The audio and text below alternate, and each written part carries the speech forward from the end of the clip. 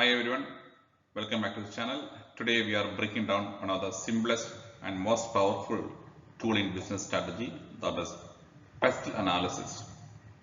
In just a few minutes, you will understand what it is, why it matters, and how you can use it in our business.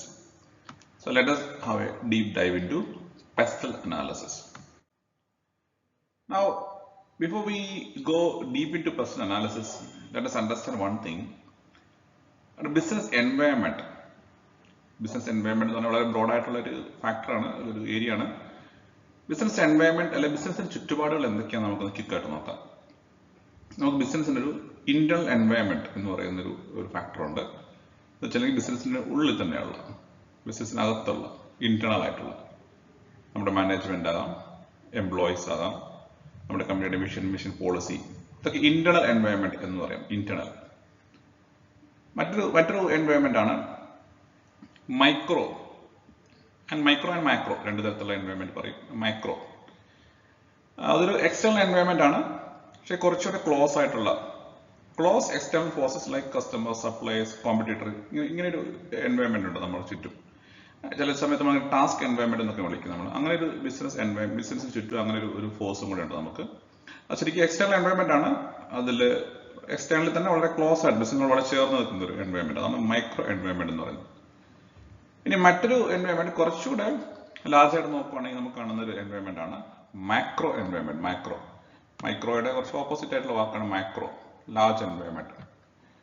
അത് കുറച്ചുകൂടെ ബിസിനസിനെ ബ്രോഡായിട്ട് affect ചെയ്യുന്ന, കുറച്ചുകൂടി വിശാലമായ തരത്തിൽ affect ചെയ്യുന്ന ചില ഫോഴ്സുകളാണ് മാക്രോ എൻവയോൺമെന്റ് എന്ന് പറയുന്നത്. ഇനി കുറച്ചുകൂടെ ഗ്ലോബൽ സിനാരിയോയിൽ അന്താരാഷ്ട്ര തലത്തിലേക്ക് നോക്കുകയാണെങ്കിൽ കുറേ കൂടെ ക്രോസ് ബോർഡർ ഫോഴ്സുകൾ നമുക്ക് കാണാൻ പറ്റും. ഇതിൽ ഈ മൈക്രോ ആൻഡ് മാക്രോ എൻവയോൺമെന്റിനെ പറ്റി നമുക്ക് ക്ലോസ് ആയിട്ട് മനസ്സിലാക്കുന്ന വളരെ നല്ലതാണ്. ഇത് എക്സ്പ്ലെയിൻ ചെയ്യാനായിട്ട് വളരെ തരത്തിലുള്ള വേരിയസ് മോഡൽസ് ഉണ്ട്. ഈ ഒരു വീഡിയോയിൽ മാക്രോ എൻവയോൺമെന്റ്, നമ്മുടെ ബിസിനസ് പുറത്തുള്ള എക്സ്റ്റേണൽ എൻവയോൺമെന്റ് തന്നെ കുറച്ചുകൂടെ ലാർജ് ആയിട്ടുള്ള ഫോഴ്സായ മാക്രോ എൻവയോൺമെന്റ് ആണ് നമ്മൾ മനസ്സിലാക്കാൻ നോക്കുന്നത്. ആ മാക്രോ എൻവയോൺമെന്റ് എക്സ്പ്ലെയിൻ ചെയ്യുന്ന വളരെ ബ്യൂട്ടിഫുൾ ആയിട്ടുള്ള, വളരെ പവർഫുൾ ആയിട്ടുള്ള ഒരു മോഡലാണ് പെസ്റ്റൽ എന്ന് പറയുന്നത്, അല്ലെങ്കിൽ പെസ്റ്റ് അനാലിസിസ് എന്ന് പറയുന്നത്. So let us look into pest analysis. So pest analysis നമുക്കതിനെ strategic tool use to understand macro അല്ലെങ്കിൽ എക്സ്റ്റേണൽ എൻവയോൺമെന്റ്, അല്ലെങ്കിൽ എക്സ്റ്റേണൽ ഫോഴ്സസ്, അല്ലെങ്കിൽ ഫാക്ടേഴ്സ് ദാറ്റ് ഇൻഫ്ലുവൻസ് ബിസിനസ് എന്ന് പറയാം, അല്ലെങ്കിൽ ദാറ്റ് ഇൻഫ്ലുവൻസ് ഓർഗനൈസേഷൻ എന്ന് പറയാം. പെസ്റ്റൽ. അപ്പോൾ എന്താണ് ഈ പെസ്റ്റൽ എന്ന് പറയുന്നത്? ഈ പറയുന്ന വാക്കുകളുടെ അല്ലെങ്കിൽ ഫാക്ടേഴ്സിന്റെ ഫസ്റ്റ് ലെറ്റേഴ്സ് ചേർന്നുണ്ടായതാണ്. ഏതൊക്കെയാണ് factors? First factor is political, economical, social, technological, എൻവയോൺമെന്റൽ, ലീഗൽ. പെസ്റ്റൽ ഓരോ വാക്കിന്റെ ഫസ്റ്റ് ലെറ്റേഴ്സ് വെച്ചുണ്ടാക്കിയ ഒരു സിമ്പിൾ ഷോർട്ട് ഫോം ആണ് പെസ്റ്റൽ എന്നുകൊണ്ട് ഉദ്ദേശിക്കുന്നത്. അപ്പോൾ ഈ ഫാക്ടേഴ്സ് എന്തൊക്കെയാണ്? നമ്മുടെ ബിസിനസിനെ എക്സ്റ്റേണലി ഇൻഫ്ലുവൻസ് ചെയ്യുന്ന ഫാക്ടേഴ്സ് ആയ പൊളിറ്റിക്കൽ, എക്കണോമിക്കൽ, സോഷ്യൽ, ടെക്നോളജിക്കൽ, എൻവയോൺമെന്റൽ, ലീഗൽ ഫാക്ടേഴ്സ് എന്തൊക്കെയാണെന്ന് നമ്മൾ എക്സാമിൻ ചെയ്യുന്നത്. ഓരോ ഫാക്ടേഴ്സിനെ എടുത്ത് നമുക്ക് നോക്കാം. ഒന്നാമത്തേത് political factors. Political factors, these are the government related factors like taxes, government trade policies, stability of the government. ഇങ്ങനത്തെ കാര്യങ്ങളൊക്കെ വളരെ പ്രധാനപ്പെട്ടാണ്. പൊളിറ്റിക്കൽ സ്റ്റെബിലിറ്റി, നമ്മളിപ്പോൾ ബിസിനസ്സിനകത്ത് പൊളിറ്റിക്കൽ സ്റ്റെബിലിറ്റിക്ക് ഒരുപാട് പ്രാധാന്യമുള്ളതായിട്ട് പറയും. ഗവൺമെന്റ് സ്റ്റേബിൾ ആണെങ്കിൽ അതനുസരിച്ച് ബിസിനസ് എൻവയോൺമെന്റ് ഒക്കെ ഒരുപാട് ചേഞ്ച് ചെയ്യുന്നുണ്ട്. പൊളിറ്റിക്കൽ ഫാക്ടേഴ്സ് വളരെ ഇമ്പോർട്ടൻ്റ് ആയ കാര്യമാണ്. മറ്റൊരു ഫാക്ടറാണ് economic factors. Things like inflation, interest rate, and unemployment, economic growth. All these decides how much people can spend or how business can perform. So very important factor, economic. Social factors വളരെ പ്രധാനപ്പെട്ടാണ്. Social factors, demographic. So age, gender. ഇപ്പോൾ നമ്മൾ ഇന്ത്യയെ പറ്റി പറയും, India one of the youngest population ആണ്. ഇന്ത്യയിൽ പല ആളുകളും പല ബിസിനസ്സും വരാനും എൻട്രി ചെയ്യാനും ബിസിനസ് ചെയ്യാനുള്ള താല്പര്യം വലിയൊരു റീസൺ ഇന്ത്യയുടെ യങ് പോപ്പുലേഷൻ ആണ്. ഇപ്പോൾ ലൈഫ് സ്റ്റൈൽ, കൾച്ചർ, ഇവിടുത്തെ പ്രിഫറൻസുകൾ, എഡ്യൂക്കേഷൻ, കൺസ്യൂമർ ബിഹേവിയർ, ഇതൊക്കെ വളരെ ഇമ്പോർട്ടൻ്റ് ആയ ഫാക്ടറാണ്. ഇതൊക്കെ ബിസിനസ്സിനെ വളരെ അധികം സ്വാധീനിക്കുന്ന ഫാക്ടറാണ്. So social, that is the third dimension, third force. Technology factors, new innovation, automation, AI. ടെക്നോളജിയിൽ നിന്നും ഒരുപാട് മാറ്റങ്ങൾ സംഭവിച്ചുകൊണ്ടിരിക്കുകയാണ്. പുതിയ ഇന്നോവേഷൻസ് വന്നുകൊണ്ടിരിക്കുകയാണ്. ചില പുതിയ ടെക്നോളജിക്കൽ ചേഞ്ചസ് വരുമ്പോൾ ചില ബിസിനസ്സിനെ അത് പോസിറ്റീവായിട്ട് അഫക്ട് ചെയ്യും, ചിലത് നെഗറ്റീവായിട്ട് അഫക്ട് ചെയ്യും. Technology factors very important. Environment, ഇപ്പോൾ നമ്മൾ സസ്റ്റൈനബിലിറ്റിയുടെ കാലഘട്ടമാണ്.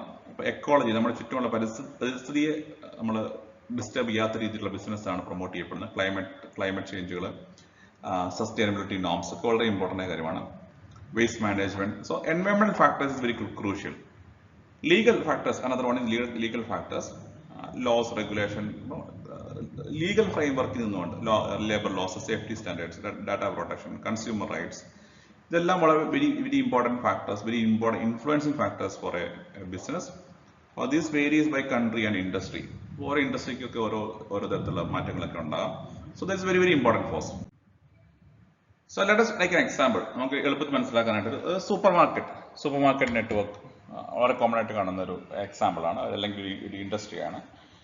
പൊളിറ്റിക്കൽ ഫാക്ടേഴ്സ് ഒരു ഉദാഹരണം പറയുകയാണെങ്കിൽ super market, government support for retail sector through subsidies. Government എന്തെങ്കിലും സബ്സിഡി റീറ്റെയിൽ നെറ്റ്വർക്കിന് അല്ലെങ്കിൽ സെക്ടറിന് സബ്സിഡി കൊടുക്കുകയാണ്, തീർച്ചയായിട്ടും അതൊരു പൊളിറ്റിക്കൽ ഫാക്ടറായിട്ട് കൺസിഡർ ചെയ്യാം. അത് വളരെ പോസിറ്റീവായിട്ട് അല്ലെങ്കിൽ ആ സെക്ടറിനെ, ഈ ബിസിനസ്സിനെ സ്വാധീനിക്കുന്ന ഒരു ഘടകമാണ്. എക്കണോമിക് ഫാക്ടേഴ്സ്, ഇൻഫ്ലേഷൻ ഗ്രോസറി പ്രൈസിനെ ബാധിക്കുന്നു. ഇതെല്ലാം എക്കണോമിക് ഫാക്ടേഴ്സിൽ വരുന്ന ഒരു ഇമ്പോർട്ടൻ്റ് ആയ കാര്യമാണ്. സോഷ്യൽ പ്രിഫറൻസ് ഓഫ്, ഇപ്പോൾ സോഷ്യൽ ചില ഫുഡ് പ്രിഫറൻസുകൾ, ഓർഗാനിക് ഫുഡിനോടുള്ള ഒരു താല്പര്യം. വൈകിയൻ ഇപ്പം അങ്ങനെയാണെങ്കിൽ നിങ്ങളുടെ ബിസിനസ്സിന് അങ്ങനെ ഒരു റീജിയനിൽ അങ്ങനെ പ്രിഫറൻസ് കൂടി വരുന്നുണ്ടെങ്കിൽ നമ്മുടെ ബിസിനസ്സിൽ നമുക്ക് എന്ത് മാറ്റമാണ് കൊണ്ടുവരാൻ സാധിക്കുക? സോഷ്യൽ പ്രിഫറൻസ്, കൂടുതൽ ഓർഗാനിക് പ്രൊഡക്റ്റുകൾ പ്ലേസ് ചെയ്യുന്നു. അപ്പോൾ അതെങ്ങനെയാണെന്ന് മനസ്സിലാക്കുക വളരെ ആ ഒരു പ്രിഫറൻസ്, കൺസ്യൂം ബിഹേവിയർ മനസ്സിലാക്കുന്ന വളരെ ഇമ്പോർട്ടൻ്റ് കാര്യമാണ്. So that is social factor. Technology factor, ടെക്നോളജിയിൽ ഇപ്പം ഡെലിവറി ആപ്സുകൾ, ക്വിക്ക് കൊമേഴ്സ്, അല്ലെങ്കിൽ വളരെ ചുരുങ്ങിയ സമയം കൊണ്ട് ഡെലിവറി ചെയ്യുന്ന ആപ്പുകളൊക്കെ വന്നുകൊണ്ടിരിക്കുകയാണ്. ആളുകൾ വീട്ടിൽ നിന്ന് പുറത്തിറങ്ങാൻ മടിക്കുന്നു. ടെക്നോളജി ഫാക്ടേഴ്സൊക്കെ, ടെക്നോളജിക്കൽ ആപ്സുകളൊക്കെ വരുമ്പോൾ അപ്പോൾ ഈ ഒരു സിറ്റുവേഷൻ നമ്മൾ എങ്ങനെയാണ് ഹാൻഡിൽ ചെയ്യേണ്ടത്? ഇതിനകത്ത് പോസിറ്റീവ് നെഗറ്റീവ് സൈഡുകളൊക്കെ ഉണ്ട്. നമ്മൾ അതിനെ എങ്ങനെയാണ് എഫക്റ്റീവായിട്ട് യൂട്ടിലൈസ് ചെയ്യേണ്ടത്, അല്ലെങ്കിൽ ആ സ്ഥലത്തോട് നമ്മൾ എങ്ങനെയാണ് അഡാപ്റ്റ് ചെയ്യേണ്ടതെന്ന് വളരെ നമ്മൾ ശരിക്കും മനസ്സിലാക്കേണ്ടിയിരിക്കുന്നു.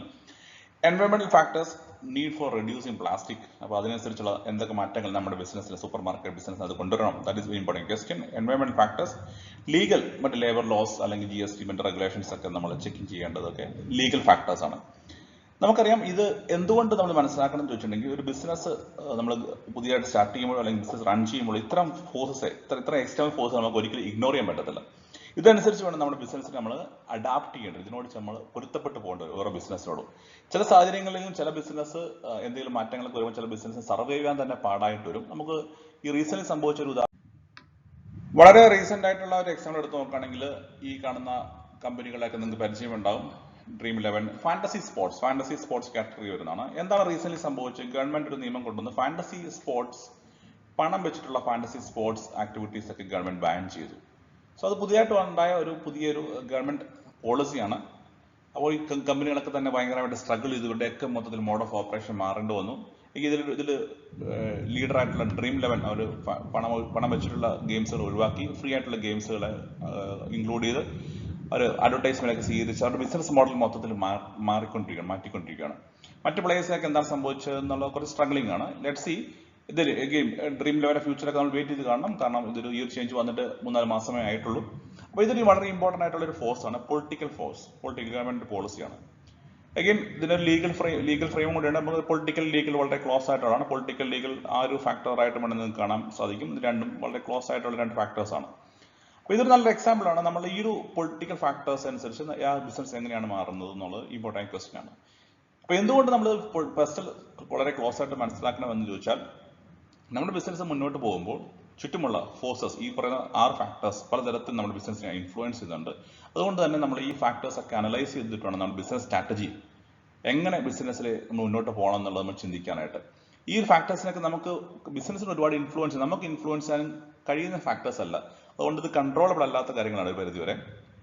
അതുകൊണ്ട് നമ്മൾ ബിസിനസ്സിന് ഇതിനനുസരിച്ച് ഈ ഫാക്ടേഴ്സ് ഒക്കെ അനുസരിച്ച് അഡാപ്റ്റ് ചെയ്യണം, അതല്ലെങ്കിൽ അതിനോട് നമ്മൾ പൊരുത്തപ്പെട്ട് പോകാനേ പറ്റത്തുള്ളൂ. So that we need to understand very clearly what is our political, economical, social, technological, environmental അല്ലെങ്കിൽ legal factors or legal framework around us.